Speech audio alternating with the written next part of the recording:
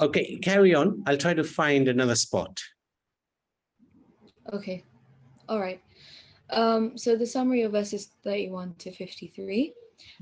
Krishna explains how this knowledge practically affects us in our day-to-day life in the real world. So of the spirit soul. Now, Dharma is which is a Sanskrit word, translates into duty in English, but it actually sort of refers to the so okay. All right, Prabhuji, thank you. So there are two types of duties or dharma that are given to us. Now our soul has a Swadharma. Swadharma is the duty which consists of responsibilities towards family, friends, and society. So it's sort of connected to the body, connected to the material existence that we're in. But then the soul also has a Sanatan Dharma, which is the eternal spiritual duty. So this basically comprises of one's personal relationship with the Lord and nature and all living entities. So our Sanatan Dharma is connected to other spirit souls and the Supreme Lord himself, nothing to do with the body at all. So lesson 9 is that one has to learn to execute both dharmas side by side. So, people cannot neglect their Sanatan Dharma just becoming preoccupied with, Swadharma, which is, into family, friends, study, whatever it is that you do. But also on the other side, on the other extreme, in fact, is that we also cannot reject our Swadharma because people will depend on us all the time. For example, the head of the family has to take care of the family because that is their duty in the material world. The duties that we are given with this body, we have to accomplish, because otherwise it doesn't make sense for us just to do one dharma and neglect the other. We have to carry them both side by side. So the most progressive path is to fully alert to both duties and so lead a happy and balanced material and spiritual life.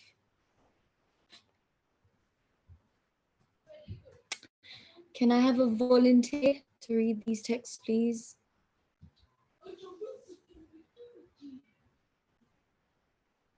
Okay, Ishri and Kishori.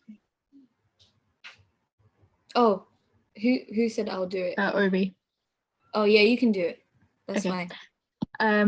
Arjuna said, "O Krishna, what are the symptoms of one whose consciousness is thus merged in transcendence? How does he speak and what is his language? How does he sit and how does he walk?" Text 55. The Supreme Personality of Godhead said, "O Partha, when a man gives up all varieties of desire for sense gratification, which arise from mental concoction, and when his mind thus purified finds satisfaction in the self alone, then he is said to be in pure transcendental consciousness." Text 56. One who is not disturbed in mind even amidst the threefold miseries, or elated when there is happiness, and who is free from attachment, fear, and anger, is called a sage of steady mind. Text 57. In the material world, one who is unaffected by whatever good or evil he may obtain, neither praising it nor despising it, is firmly fixed in the perfect knowledge. Text 58. One who is able to withdraw his senses from sense objects, as the tortoise draws its limbs within the shell, is firmly fixed in perfect consciousness. Text 59. Though the embodied soul may be restricted from sense enjoyment, the taste for sense objects remains, but seizing such engagements by experiencing a higher taste, he is fixed in consciousness. Text 60. The senses are so strong and impetuous, O Arjuna, that they forcibly carry away the mind even of a man of discrimination who is endeavoring to control them. Text 61. One who restrains his senses, keeping them under full control, and fixes his consciousness upon me, is known as a man of steady intelligence. Text 62. While contemplating the objects of the senses, a person develops attachment for them, and from such attachment, lust develops, and from lust, anger arises. Text 63. From anger, complete delusion arises, and from delusion, bewilderment of memory. When memory is bewildered, intelligence is lost, and when intelligence is lost, one falls down again into the material pool. Text 64. But a person free from all attachment and aversion and able to control his senses through regulative principles of freedom can obtain the complete mercy of the Lord. Text 65. For one thus satisfied in Krishna consciousness, the threefold miseries of material existence exist no longer. In such satisfied consciousness, one's intelligence is soon well established. Text 66. One who is not connected with the Supreme in Krishna consciousness can have neither transcendental intelligence nor a steady mind, without which there is no possibility of peace. And how can there be any happiness without peace? Text 67. As a strong wind sweeps away a boat on the water, even one of the roaming senses on which the mind focuses can carry away a man's intelligence.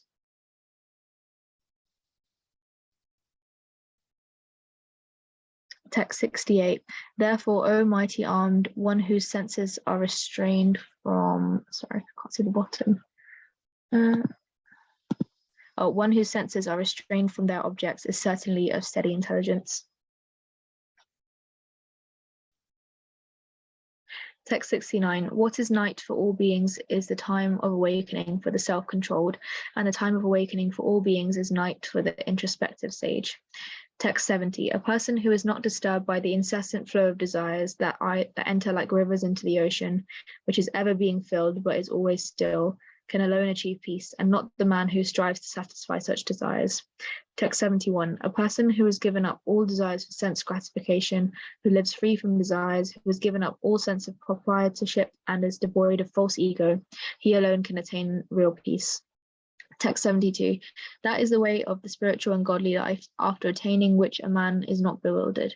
If one is thus situated, even at the hour of death, one can enter into the kingdom of God. End of chapter 2. Thank you, Urvi. That was really clear reading. So the summary of verses 54 to 72. Arjuna asks about the guru. So he asks how he sits, how does he walk, how does he talk, the profile of the person who has performed both duties and is described by the Lord. So someone who is balanced and happy within material and spiritual life is someone called an Atmarama. An Atmarama is a spiritually realized soul who finds pleasure in the self. So someone who can stay content and satisfied within themselves. Krishna explains how the Atmarama is unaffected by happiness or distress, gain or loss, honor or dishonor. Transcending the dualities of this world, such as spiritualist rids himself of such qualities such as fear, attachment, and anger, and remains absorbed in spiritual delight and transcendental consciousness. So basically, if you look at it, an Atmarama is someone who is unaffected by all these material feelings of distress, gain, loss, honor, dishonor. All of these emotions really waver us all the time. So like, for example, now if I get a good score, I'm going to be really happy in my test. You know, if I get like a good grade, I'll be like, wow, so good. I'll be happy for the rest of the day. But then next time, if I was to get a bad score, I'd be sad about it. In that way, my feelings would not be steady. I would continuously be wavering and destroying my mental sort of stability in that way. But an Atmarama would sort of just give, like, obviously fulfill whatever he needs to do, fulfill his duties, but then leave that result up to the Lord. Whatever the Lord does will be the best for me. So the lesson we learn is that if we are able to restrain the senses by nipping it in the bud, so just stopping it there, just as soon as we get that thought of, oh, I want this, or I want this, we just stop it right there and then, we will save ourselves a great deal of grief and anguish, because obviously things do not always go our way. Things that we plan will not always go to plan. So when we take the blessings of Guru and Gauranga, of course, we'll be on the way to become self-satisfied in Krishna consciousness. And even whilst living in this, this crazy material world, like, we will always be satisfied and content with what we have. So in that sense, whenever you now see something, just think, whenever you want something, just think about it, like, do you really need it? Do you really need it in order to survive? Or will it help you to elevate spiritually or in any way? And if it doesn't, then you don't need it. So we need to just nip it in the bud. If we don't need it, then we just leave it there. That's it. It's not useful to us. So this, in the next slide, you're going to see the process of basically summarized in the text. So this is the process of spiritual downfall. So it all starts when we contemplate the objects with senses. So we associate with positive and negative, and then we sort of always attach ourselves to the positive thing that gives us, that gives us happiness, as if we are the one enjoying it or controlling it. So that's when we start to feel that attachment towards it. And then that leads to lust. Lust meaning we always want to sort of achieve that all the time. We just want it. We have that attachment with it. So we have that lust for it as well. And then that unsatisfied lust, for any reason, it doesn't happen. And then that unsatisfied lust results in anger. We become angry that we haven't accomplished that, or we haven't achieved that. And then anger, of course, leads to delusion. We start to find ways and ways to sort of get what we want, get what we need, we think we need. And then from delusion, we have bewilderment of memory, because we lose all the things that we've learned. All the gyan that has been given to us is lost. And of course, in that gyan, we have the loss of intelligence. We forget everything. We forget right and wrong, because intelligence is exactly that, isn't it? You know what's right, you know what's wrong, you know the information of stuff, you know the consequence, what it's going to lead to. But that is what we lose. And then we fall into the gross material existence. So we start to go deeper and deeper. It's like a never-ending cycle all over again. And it happens, it could start with, like, I don't know, a piece of chocolate, and then it leads to such bigger things in life as you grow up. Our desires never end. As we grow up, for me, if I was a child, it would be like, I don't know, a chocolate. Then when I get older, maybe a dress that I wanted. And then when I get older, a car, a house, everything, if I don't get it, I would keep falling into material existence. So in that sense, we need to be happy with what we have. The Lord will always look after us all the time. We do not need anything more than what we have. We have our basic needs. And so there's no point of contemplating and then, developing attachment, because attachment will always lead to downfall, whether that be to people or objects. So yeah, that's the end, guys. Wow. I didn't actually expect you to finish the whole chapter today. Same. So well done. So what I'm just thinking is, maybe Ishwari Kishori, I'm sure you'll have lots of questions. Do you have lots of questions? Yes, Prabhuji. So can we do one thing? Do you mind if we start with those questions next time and spend some time, because this chapter is huge and it will, I think we will need some time to go through. Otherwise, we'll not have time for the quiz today.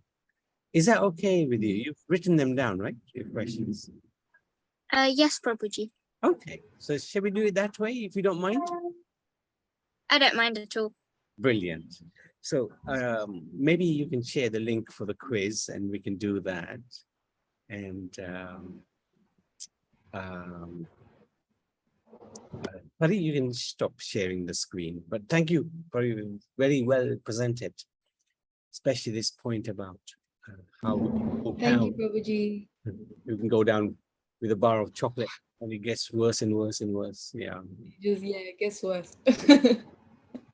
So, so if people would like to In the join, meantime, while we're putting up the link, obviously, Yes. apart from Ishri and Kishore, because they always have multiple questions, yes. does anyone else have any questions Good point. that you think would be short and I'd be able to answer them? Good point. Good point.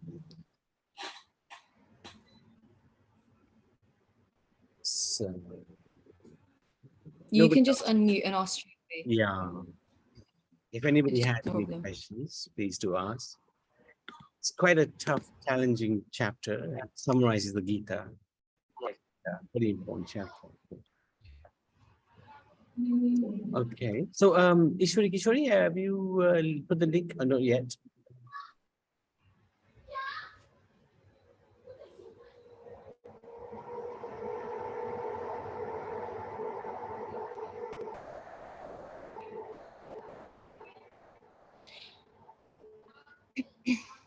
Okay, they've put the link, everyone. And the pin is 10460. So, if devotees like to join, that'd be good.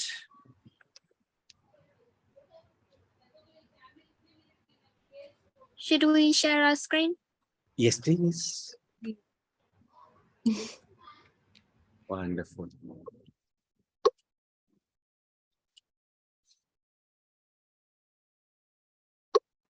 Pari, I feel sorry for you because next week you're going to have around 40 questions because we've got 21 this week. Wow. Wow. I don't mind if we spend, if Pari is okay with you, the whole session on question answers. So if anybody else has any questions, please raise them next week, and we can spend the whole Yeah, day guys, on Gita questions, chapter 2. please feel free to ask. I'm actually astonished, Ishri and Kishore have already gone through this course once and they still have questions every session. Yeah, intelligent ones as well, and 40 questions. I'm really impressed. You really think about it. Very, very good, Ishwari Kishore. I Very, think each time we're uncovering a new layer Yeah. because we have a deeper understanding. you know what Gandhiji said was exactly what you just said. Every time he picks up the Gita, he reads a verse and he finds new joy, new comfort. So spot on, Ishwari and Kishori. Thank you, Prabhuji. Girls, do you want me to join? That's up to you. You can trick people, you can watch, it's up to you. So anybody else to join? Are we waiting for, apart from Pari? If not, you can start. Is Pari joining? In which Yeah, case, yeah, I'll give me wait. a second. Just one Yeah. second. I'll join quickly. 10460.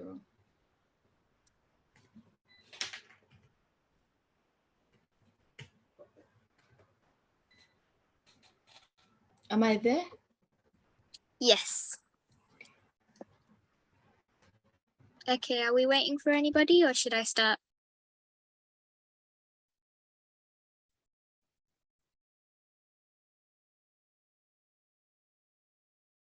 I think think you so. start. Yeah. Yeah. Okay.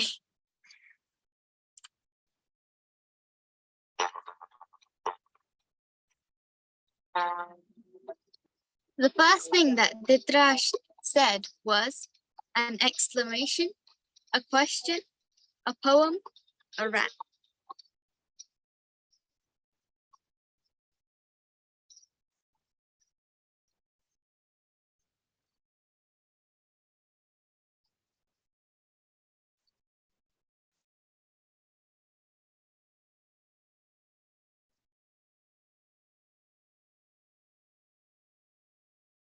And the correct answer was a question.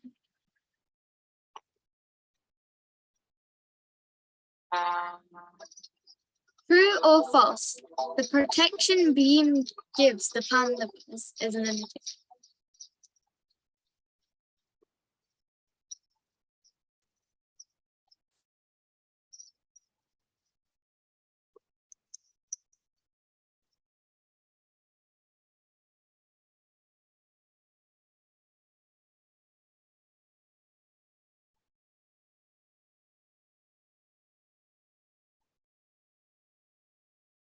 And the correct answer is true.